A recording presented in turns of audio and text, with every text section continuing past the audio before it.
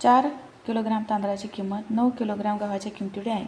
जर 1 किलोग्राम गव्हाची किंमत ₹54 असेल तर 9 किलोग्राम गव्हाची किंमत किती? तर आपण बघू. 4 किलोग्रॅम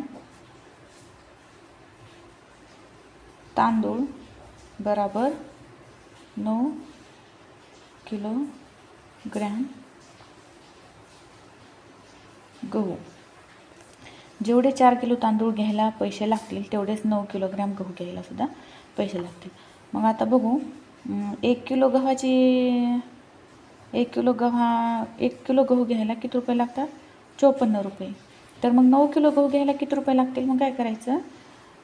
54ला 9ने मल्टिप्लाय करायचं.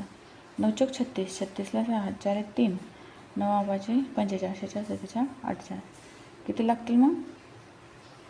486 रुपये. किती? 9 किलो गहू घ्यायला. मग 4 किलो तांदळाला पण किती लागतील?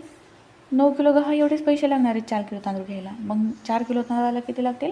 486 रुपयेच लागतील. बरोबर. मग 486 आणि 486 बरोबर 12, 12, 12, 8, 9, 17, 7, 4, 4, किती रुपये लागतील? मग 972 रुपये. आपलं ऑप्शन नंबर 2.